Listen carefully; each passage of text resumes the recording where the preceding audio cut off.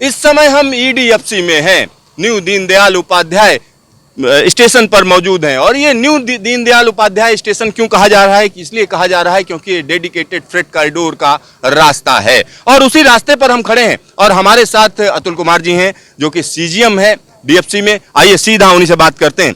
Atul ji, news station में आपका स्वागत है। अगर इस ट्रैक की हम बात करें तो यह ट्रैक क्यों खास हो जाता है?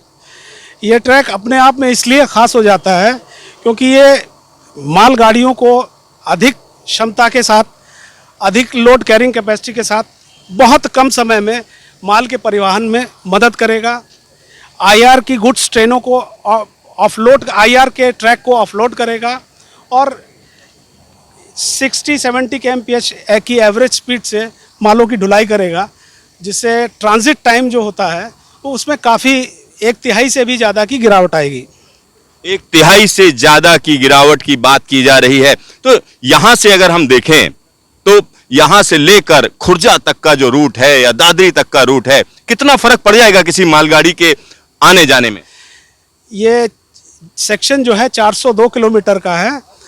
ये 6.5 घंटे में ऑन एन एवरेज पूरा किया जाएगा। इसमें जो पहले काफ़ी ज़्यादा समय लगता था, और दूसरा इसमें सिर्फ गुड्स ट्रेनें ही चलती हैं, ऑटोमेटिक ब्लॉक सिग्नलिंग है, तो पूर्णतः मॉडर्न औद्योगिक पे आधारित है। तो ट्रेन की स्पीड इस पर बहुत ज़्यादा होगी। दूसरा, पैसेंजर नेटवर्क से जो ट्रेनें यहाँ आएंगी वो सिर्फ गुड्स ट्रेन चल रही हैं। ट्रेनों की समान स्पीड होने की वजह से इसमें समय कम लगेगा। ये आईआर के ट्रैक को ऑफलोड करेगा और उसमें नई पैसेंजर ट्रेन चलाने में, उनकी पंक्चुअलिटी मेंटेन करने में, उनके रख रखाव मेंटेनेंस के लिए अतिरिक्त टाइम मिलेगा। तो एक तरह से ये उत्तर भारत की कोल फील्ड्स जो हैं, ये बिहार, झारखंड, ईस्टर्न कोल फील्ड्स को कनेक्ट करेगा उत्तर भारत के विद्युत संयंत्रों से, इस्पात कारखानों से, और इसमें कम समय में करेगा, जिससे कोयला वगैरह की ढुलाई में बहुत कम समय लगेगा और भंडारण क्षमता में कमी आएगी प्लांट्स की। ओवरऑल इकोनॉमिक बूस्टर का काम करेगा। ओवरऑल इकोनॉमिक बूस्टर की यहाँ बात की जा रही। सर, यहाँ मैं ट्रैक देख रहा हूँ, ये ट्रैक कुछ खास है, अलग है क्या भारतीय रेलवे से? अगर इस ट्रैक की बात करें, ये ट्रैक भारतीय रेलवे से ये ज़्यादा क्षमता का भार वहन कर सकता है और मोस्ट मॉडर्न टेक्नोलॉजी से ये निर्मित किया गया है। कंप्लीटली LWR है, लॉन्ग वेल्डेड रेल है, जिसमें पॉइंट्स एंड क्रॉसिंग को भी थ्रू वेल्ड किया गया है, कहीं कोई जोड़ नहीं है। कहीं कोई जोड़ नहीं है। मैंने सुना था पटरियों के बीच में कोई ना कोई स्पेस होता है, अब जब गर्मी होती है तो फैल जाती हैं, जाड़ा होता है तो सिकुड़ जाती हैं, तो वो भी तो चीजें हो रही होंगी। इसमें जो टेक्नोलॉजी का इस्तेमाल किया गया है, पूरा कंप्लीटली वेल्डेड ट्रैक है, कोई जोड़ नहीं है, रख रखाव में काफ़ी कमी आएगी और इसमें फ्रैक्चर और इसका भी काफ़ी गिरावट आएगी। फ्रैक्चर और जो जाड़े में पटरियां सिकुड़ती और फैलती हैं, उसमें भी काफ़ी हाईएस्ट क्वालिटी की फास्टनिंग्स यूज़ की गई हैं, रबर पैड यूज़ किए गए हैं, पॉइंट एंड क्रॉसिंग यूज़ की गई है।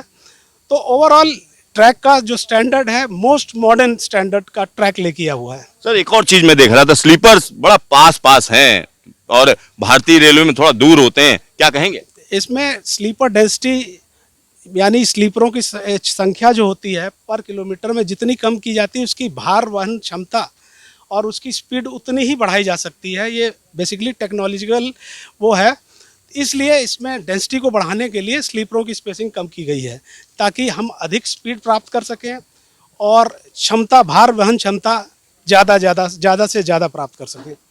सर, जब लॉन्ग हॉल बोलते हैं तो लॉन्ग हॉल की डेफिनेशन क्या है और कितनी लंबी गाड़ियां होती हैं, कितने डिब्बे होते हैं? सामान्यतः लॉन्ग हॉल 2 जो नॉर्मल गुड्स ट्रेन है उनको लिंक कर दी जाती है, तो ये काफ़ी लंबी गुड्स ट्रेन बन जाती है और इसी को लॉन्ग हॉल कहते हैं। 2 नॉर्मल गुड्स ट्रेन को कनेक्ट कर देते हैं हम लोग। अच्छा, यहाँ पर आज जो ट्रेन जिसको प्रधानमंत्री हरी झंडी दिखा रहे हैं, तो इसमें कितना माल जा रहा है, कितने टन का माल जा रहा है?